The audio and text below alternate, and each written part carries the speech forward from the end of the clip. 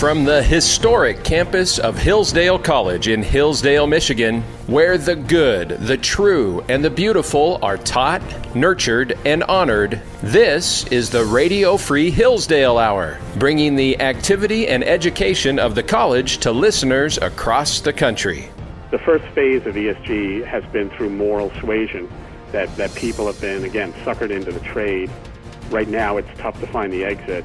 And the problem that's coming between now and 2030 is that regulations, both here as well as in Europe in particular, are now going to cement this whole agenda into place.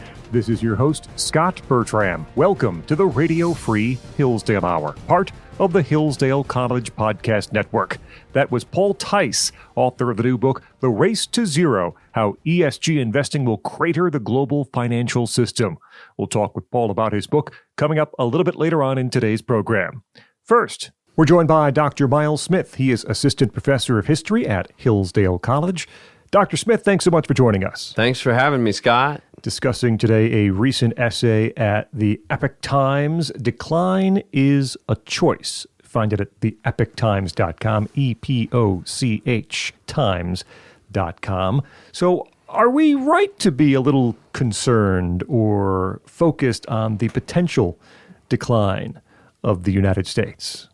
Well, every generation of Americans confronts this question in their own way. Is there decline? There's a new book out recently that asked, did the founders think that their republic was in decline in the 1790s, right? Less than a decade after the Constitution is signed. So I think the answer is every generation has to ask this question for itself, and every generation has to commit to perpetuating constitutional freedom. So we're not alone at all in asking this question. How have perhaps we answered this question previously or responded to this question previously? I think that we've responded by a continual process of asking where we are going astray from our constitutional liberties. Sometimes there's correction, sometimes there's not. So there's no uniform answer that's been given. That's why we have something like, for example, the New Deal or the Great Society. So every generation answers it differently. There's no sort of pristinization of the American Republic that's gone on. More recently, we have movements, events pushed by the left, if we want to say BLM movement or any of those. What's been the effect on social and political order, and how does it influence our understanding of decline? Probably the most significant difference in our own time is sort of a broad-based sociocultural American self-loathing. Americans don't like their country anymore. That is new. That's something different. Usually, even historically, folks on the left would say, well, we love our country and we need to do things to make it better. Now you have sort of a proposition that maybe America was not only bad, but maybe never should have existed, or it only exists because of something like slavery or racism. And so that is new. There's an idea about that the world might be better off without America. It's an interesting point in that the criticism is not just of America now, it is of America at its very foundations, that it was racist then, it is built on sand, that anything that we have now 200 plus years after the fact, we shouldn't have had to begin with because of the sins of our forefathers. Is that sort of perspective in line with any sort of future movement in America? Can we sustain if that's the way we think about our past? Well, no, because you lose the will to govern. The proposition that American government has always been bad is what leads you to sort of say, well, maybe the structures of government that we've always had are flawed. You can think of it being something as basic as policing, right? Policing is racist, so therefore we shouldn't police our cities anymore. American foreign policy is racist, so we shouldn't be involved in the broader world anymore. And so you have basically something that emasculates what is not just good or bad about America, but the isness of America. The fact that America is means it has to govern. And the modern left doesn't even want to do that. Look at California, right? So you don't have to go very far to see, okay, what does this proposition lead to? It leads to anarchy. So whether you like America or not, you should just want it to be. Because when it's not there, society breaks down. Talking with Dr. Miles Smith, Assistant Professor of History here at Hillsdale College. His piece, Decline is a Choice. You have a few examples, comparisons, and perhaps lessons drawn from societies prior to the United States even existing, going back to the Roman Republic. What can we learn? Well, Tacitus talks about basically the Republic sort of got weak and failed to govern itself. So someone's going to step into the vacuum, and the Caesars did. And that really revolutionized the life of Rome. And so he says at one point in the Annals that all at home was tranquil, and there were magistrates with the same titles. There was a younger generation sprung up since the victory at Actium, and even many of the older men had been born during the civil wars. How few were left who had seen the Republic. And so there's this idea that things changed so much that people kind of forgot what it was to have their old government, their old freedom, their old liberties. I don't think we're there yet, but you have to sort of at least ask yourself, what would it be like for an entire generation to go by and to have never experienced maybe what you and I grew up with? I think of maybe I probably idealized the 80s and 90s, but what would it be like for an entire generation, for example, to go without sort of being free-ranging? We're seeing this, like kids, and you and I, growing up, we rode our bicycles all over town. Mm-hmm. And that doesn't happen anymore. So what's it like for a generation to have totally forgotten everything that once was about the best of their own society? How do you consider the very recent news on this topic? Probably past when you actually wrote this piece, but when we see the presidents of Harvard, the Ivy Leagues in the House, in front of the House committee, when we see some members of what we consider the left or the liberal establishment now saying, and perhaps the avatar of this is someone like Bill Maher, who would disagree with the right or conservatives on many, many issues, but even looks at this and says, this is wrong. This whole way of thinking is going to lead to our ruin. What do you make of that? I think it's a group of people who haven't experienced history. They've never seen a macro-historical event happen to them. Macro-historical events are those things like wars or, a huge natural disaster, a disease, something like that. They've never experienced that. And so there's this idea that anything that they mess with, it'll all be okay. There's this idea that you can kind of mess with society and politics and culture in perpetuity without any consequences. And that's not true. One of the things I quote in the book is a Jewish poet from North Carolina, from my home state, Louis Rubin, Jr. And he once said that Southerners and Jews were the only Americans who understood that history could happen to them. And I think that's the problem. These Ivy League presidents, history's never happened to them. They've lived relatively isolated lives in a sort of ivory tower, and so they've never seen anything go really wrong. When was the last time history happened to Cambridge, Massachusetts, or to West Philly, or to New Haven, Connecticut? You say decline is a choice, and we need to be more forceful, acting more forcefully to ensure that transcendent moral beliefs remain. What does it look like in practical terms? It looks like sort of saying something like, think about in Florida, the charge of book banning, for example.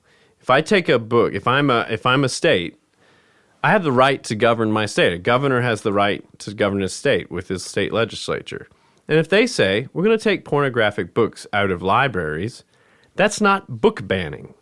You can still go buy that stuff on Amazon, but the fact that we're not putting it where a 4-year-old or a 6-year-old has immediate access to it isn't authoritarianism. That's not book banning. That's doing what governments have always done, doing what liberal governments, and by liberal I mean classical liberal governments, has always done. The same thing. Governments have a right to govern their state universities. None of this is authoritarian. And we may not like it, but the other option is that we sort of have a free-for-all that means a low-grade anarchy. And so most of what gets typed as quote-unquote authoritarian in the United States isn't really that authoritarian. Governments and state legislatures have the right to do that.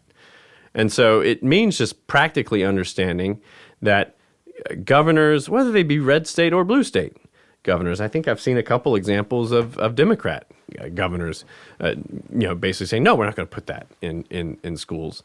It just looks like governing.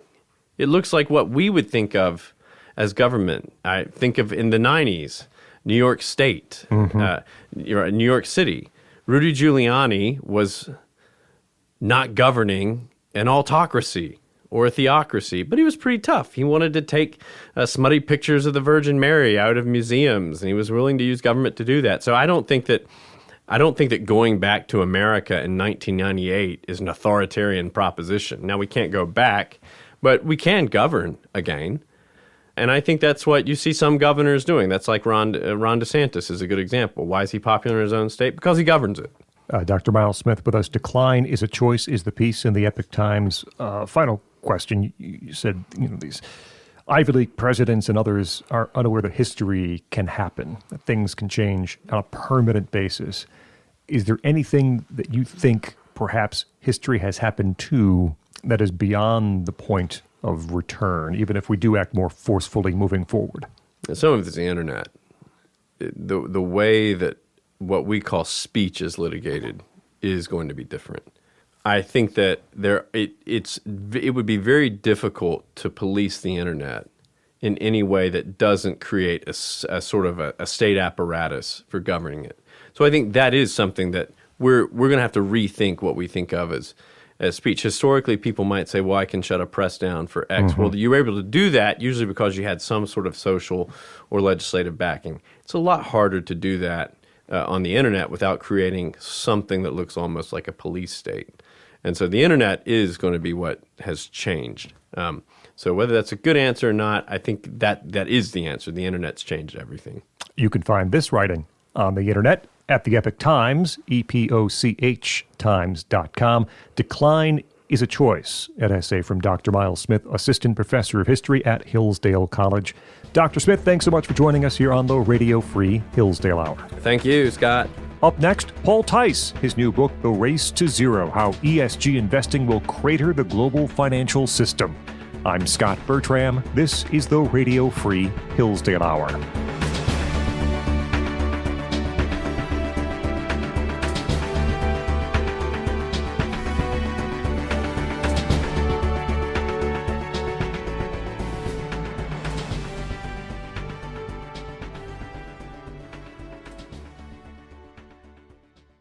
Great books, great people, and great ideas. Knowledge of these things is critical to becoming a well-educated human being.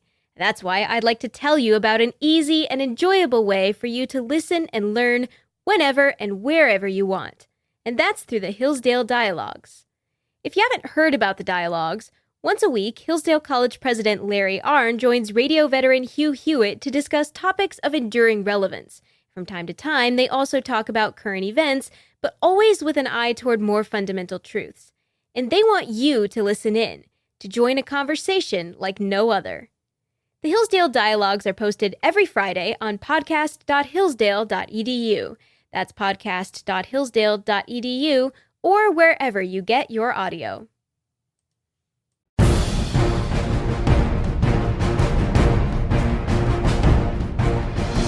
Welcome back to the Radio Free Hillsdale Hour. I'm Scot Bertram. Be sure to set up for an email every time there's a new episode of the program. Go to radiohour.hillsdale.edu and click on subscribe. We're joined now by Paul Tice. He spent 40 years working on Wall Street at some of the industry's most recognizable firms, specializing in the energy sector for most of his career. You perhaps have read him in op-ed pieces at the Wall Street Journal, The Examiner, and elsewhere. And now the recent book, The Race to Zero, How ESG Investing Will Crater the Global Financial System. Paul Tice, thanks so much for joining us. Hi, Scott. It's good to be with you. I appreciate the time.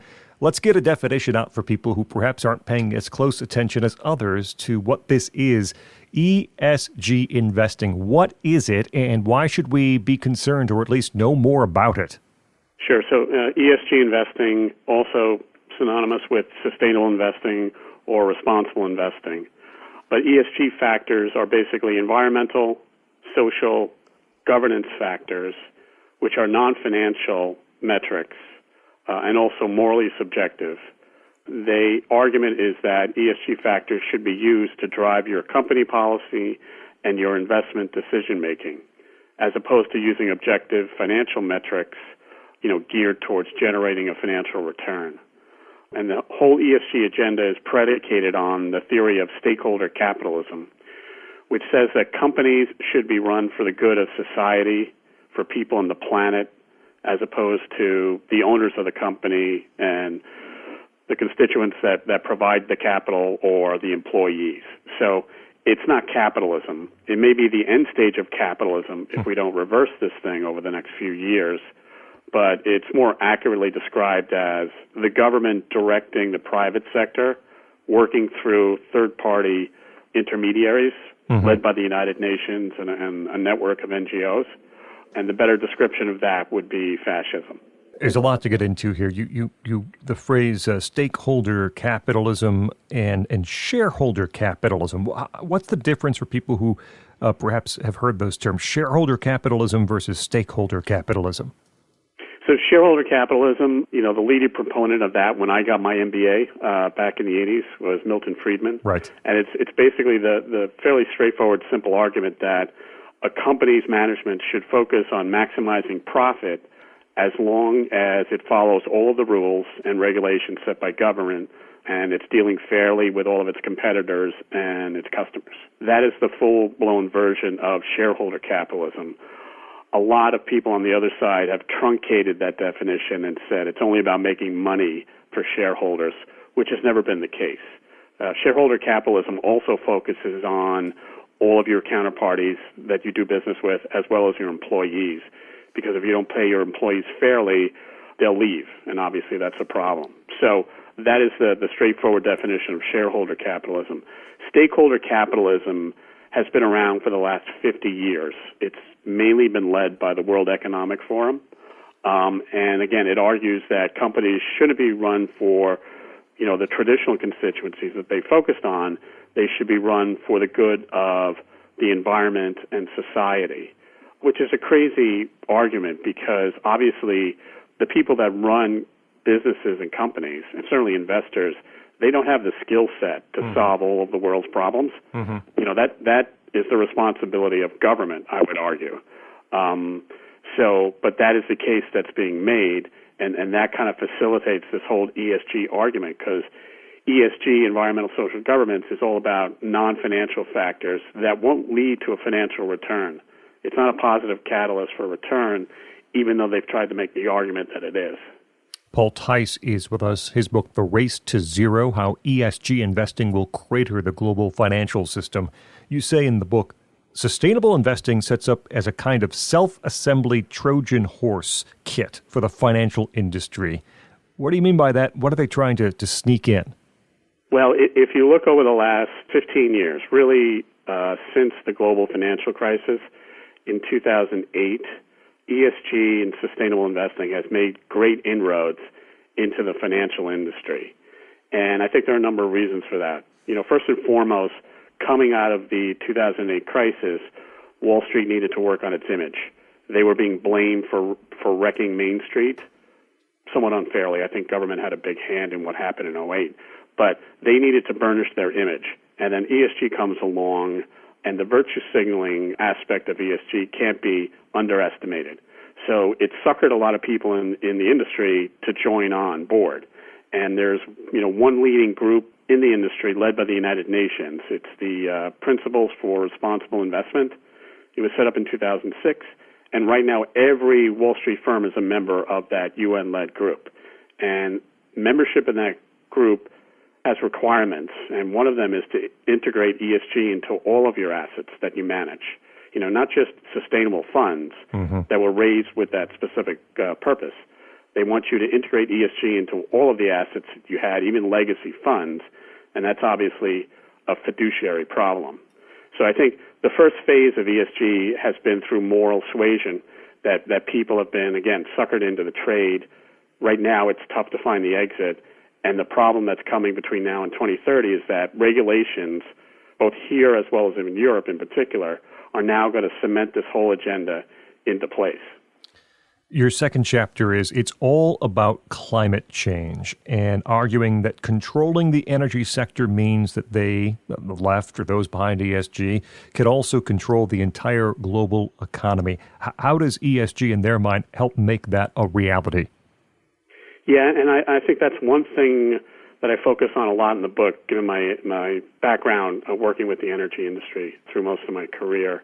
There's been a lot of focus on some of the more cultural issues, some of the woke capitalist aspects, what's going on in corporate boardrooms.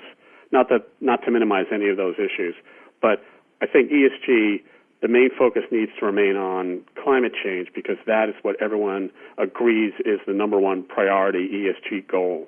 And ESG investing is closely intertwined with sustainable development and climate change, which are also two United Nations-led programs. So ESG is basically the funding or defunding piece of the climate agenda. And so that's an important thing to keep in mind. But basically it's going to be used to defund oil and gas and direct capital towards, more approved industries, starting with clean energy. So that's going to be that's the first and foremost priority. After that is accomplished over the coming years, then, the movement will figure out exactly what the next phase is, because climate change is the core that everyone agrees on. Besides that, ESG is kind of a collection of progressive wants that don't really hang together very well. But if they succeed in starving capital from the industry, then that will cause the industry to shrink. It's already growing at a much slower pace than it has historically. And that will occur behind the scenes. I think most Americans, even if you're invested in the market, are not, seeing what's happening here. But if you can starve the industry for capital, it won't grow, and then supply will get constrained. Prices will go up, and since energy prices drive all prices, particularly food, it's going to lead to significant inflation that'll make the last 2 years under the Biden administration look like child's play. So that's the negative scenario that's hinted at in the title of the book. If they succeed defunding oil and gas, it's going to be very negative for the macroeconomy.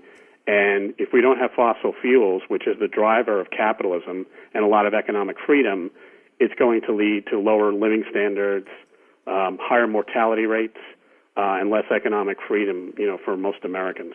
Paul, there's a section that begins with this statement. At best, the ESG system is a broad catch-all for all negative corporate event risk. And I thought what followed was very interesting.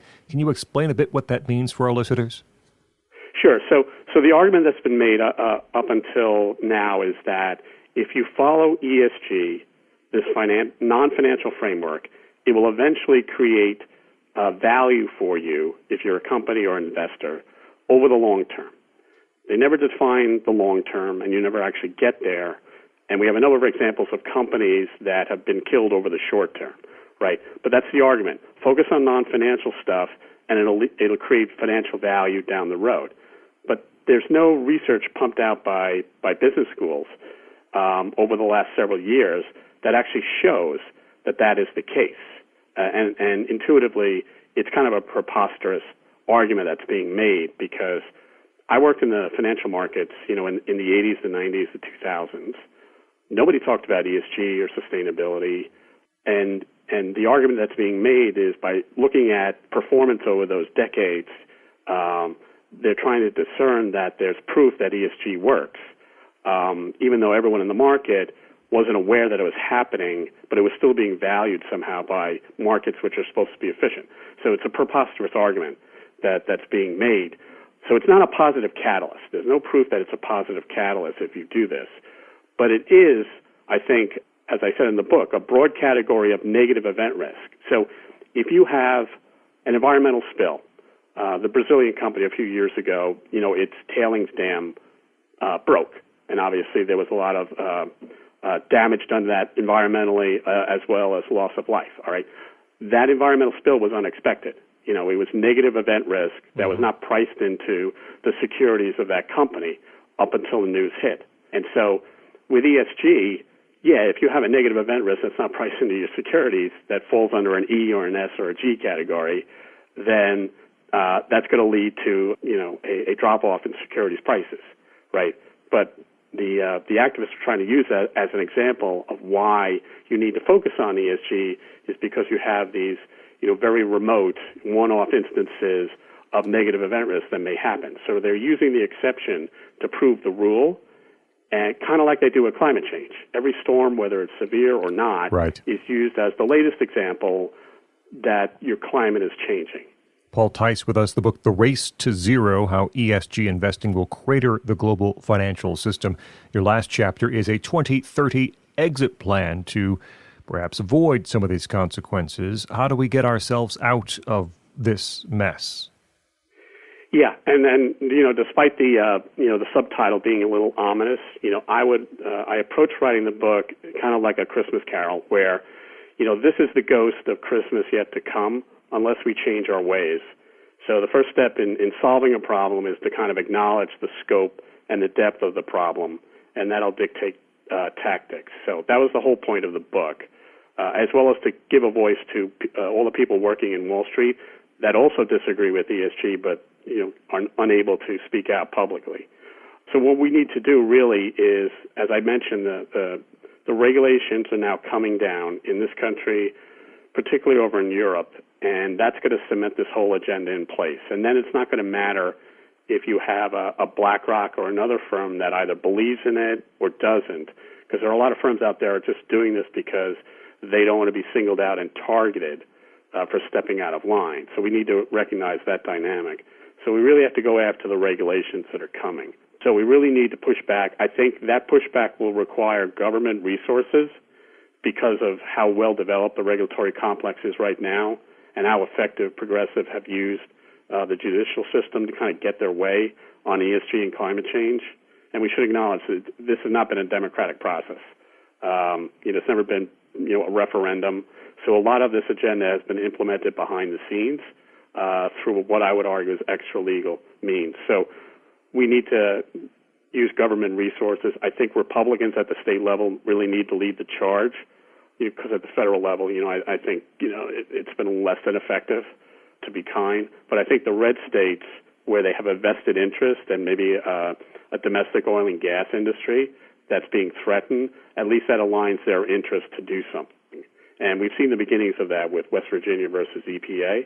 I would use the same exact logic around that precedent to go after all these financial regulations that are coming.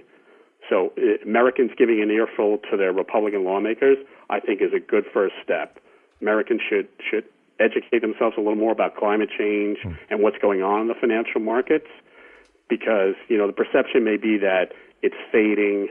The argument has always been weak. I think intuitively most people think it's a fraud, rightly so, but that hasn't stopped the forward momentum. So being able to speak out more in public, there'll be strength in numbers, and I think that'll give some backbone to some of the lawmakers that we need right now to lead the charge. Paul Tice, the book is The Race to Zero, How ESG Investing Will Crater the Global Financial System. Paul, thanks so much for joining us on the Radio Free Hillsdale Hour. Thanks, Scott. Thanks for having me. Up next, we talk with Jason Peters from Hillsdale's English department. He'll introduce us to Wendell Berry. I'm Scot Bertram. This is the Radio Free Hillsdale Hour.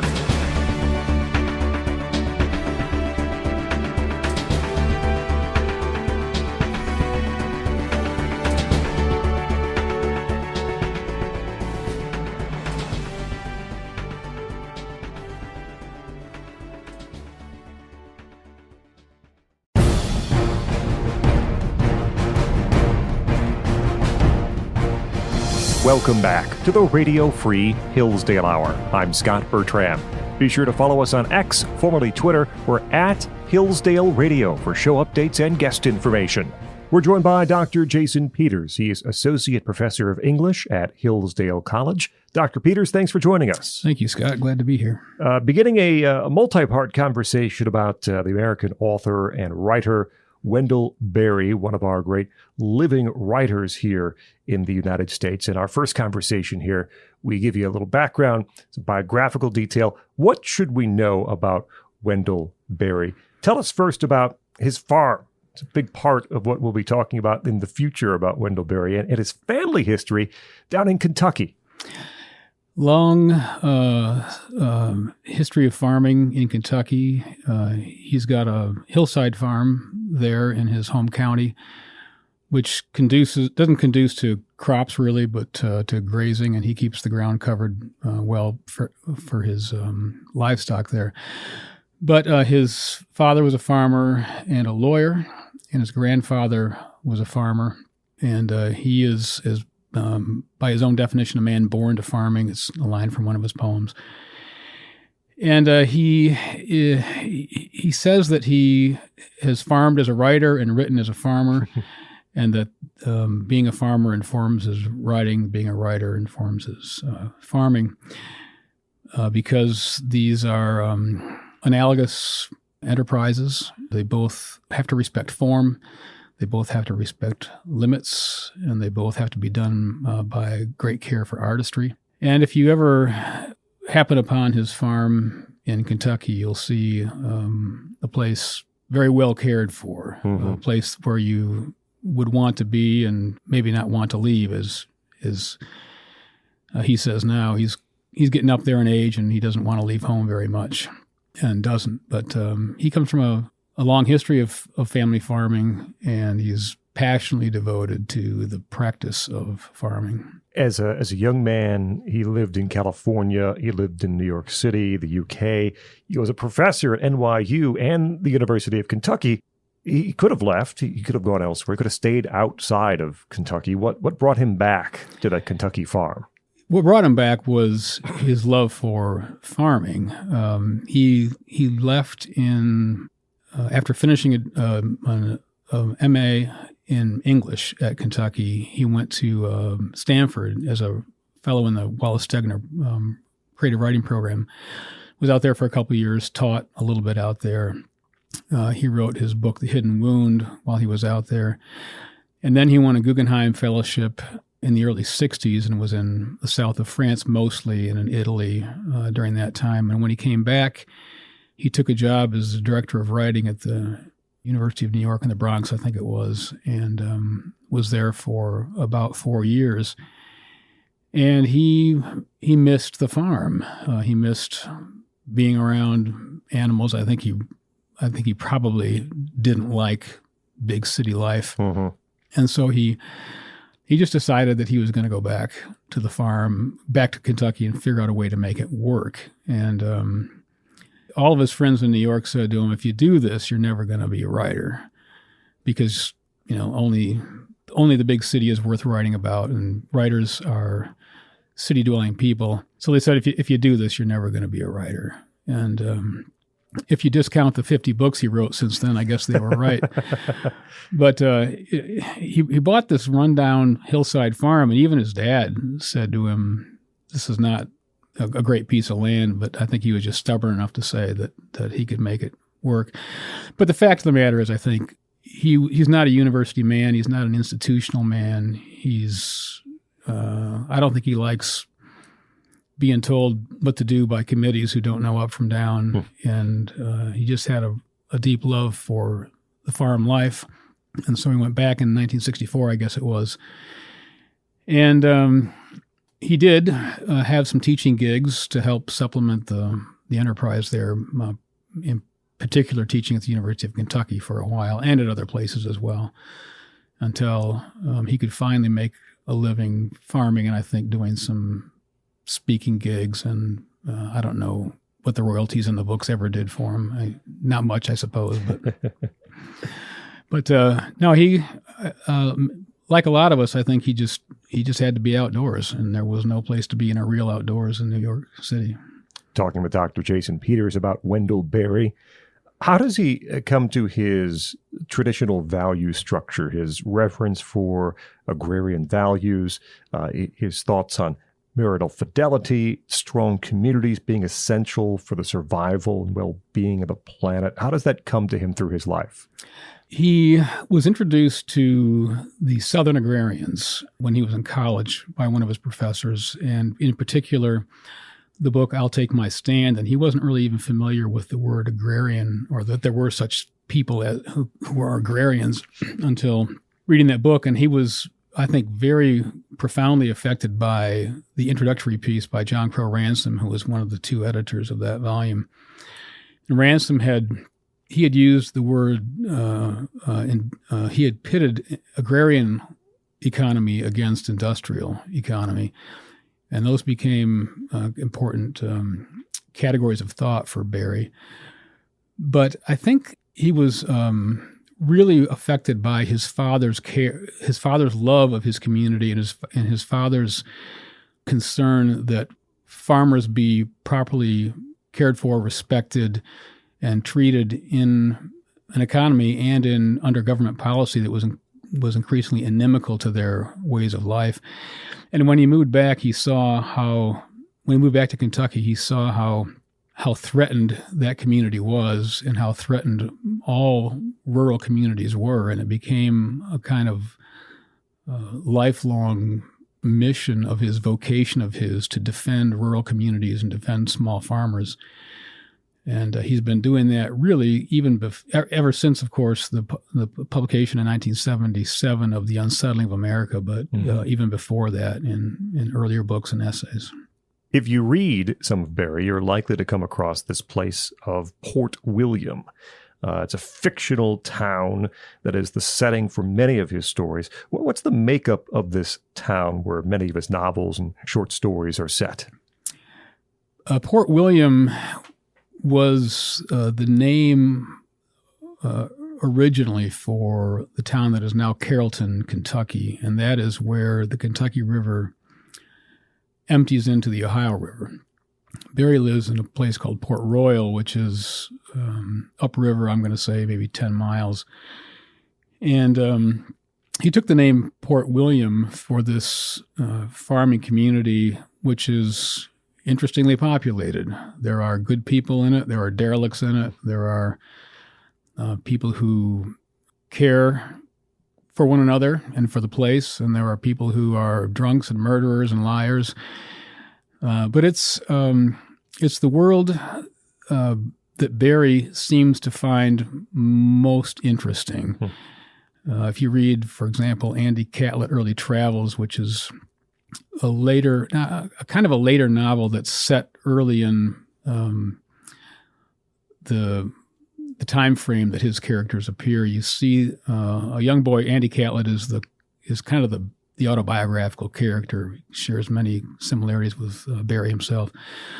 But this young boy, he finds that the world of horses and of horse-drawn implements and of life moving at a slower, non-mechanical pace to be more real than the one that he is growing into after the Second World War.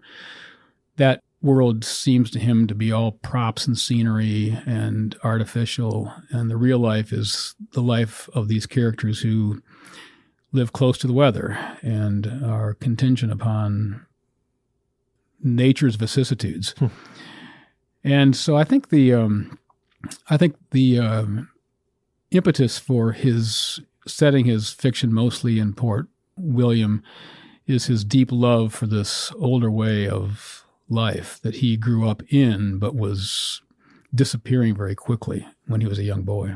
That's Dr. Jason Peters from Hillsdale's English department as we talk about the American writer, essayist, Wendell Berry, and we'll continue in a moment. First, I want to tell you about the Liberty and Learning Society. Some of you heard me last week and took action and joined us and became part of our exclusive monthly giving group, the Liberty and Learning Society. This show and the entire Hillsdale College podcast network exist because of the support of listeners like you.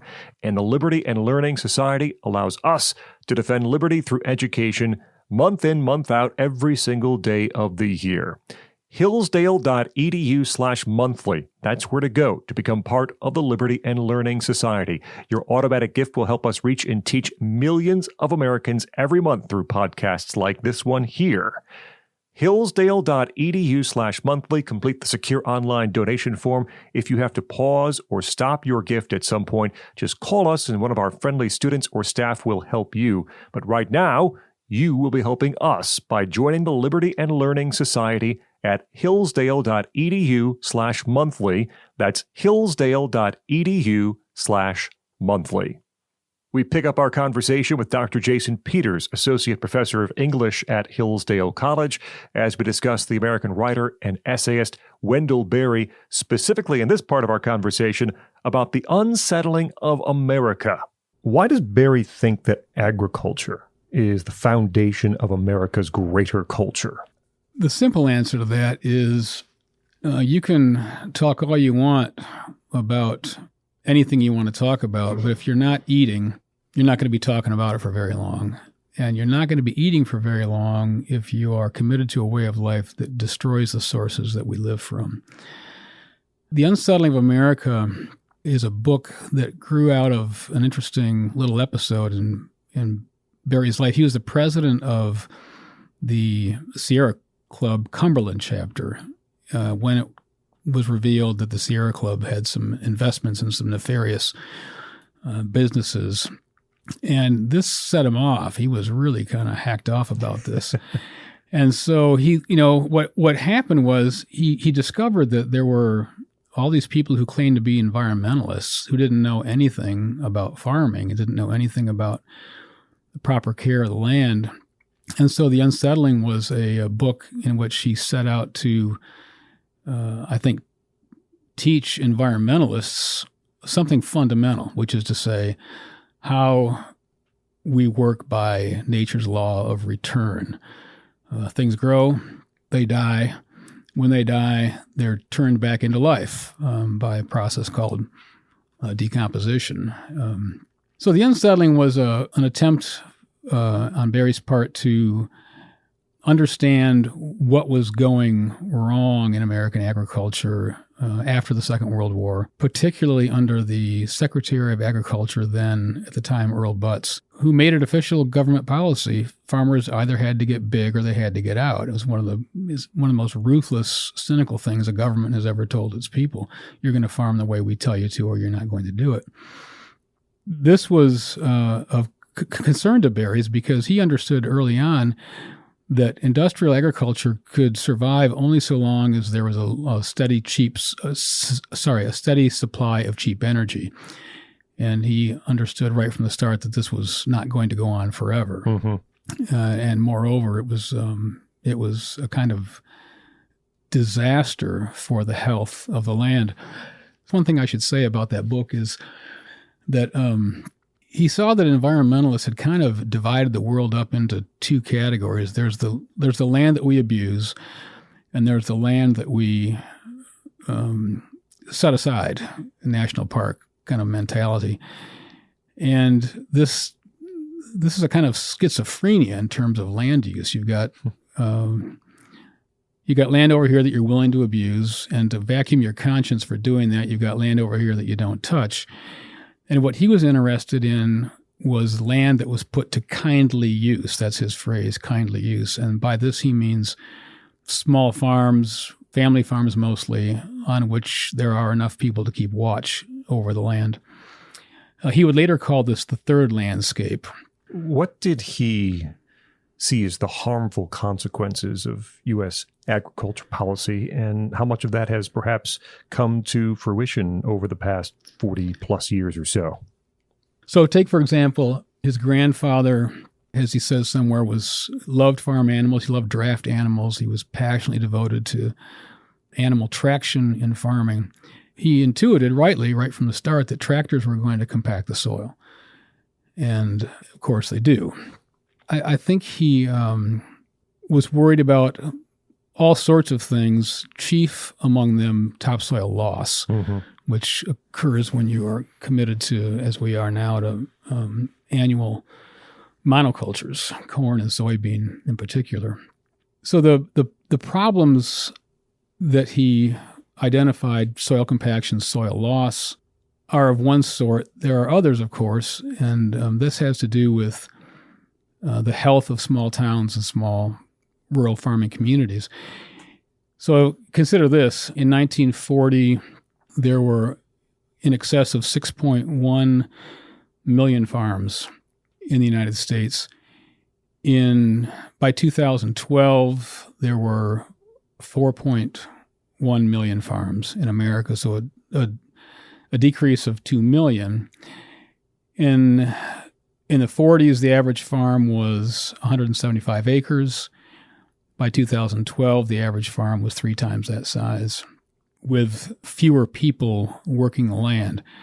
In fact, one statistic he cites is that between 1940 and 1967, so only 17 years, 25 million people had left the farm in America. At the same time, the farms are getting bigger, which means more land and fewer people to keep watch over them. His friend Wes Jackson calls this the eyes to acre ratio. And you have to have enough eyes there watching what's happening to make sure that what's happening is good and not destructive. I think maybe a good way to put this would be to say that after the Second World War, when we saw this migration from the farm to the cities, 2 things happened. First, the people left the land, and secondly, the land left the land. And what I mean by that is the topsoil left. And particularly for a couple of reasons, the methods of farming with expensive, heavy equipment, but also because there just were too few people on the land to keep watch over it.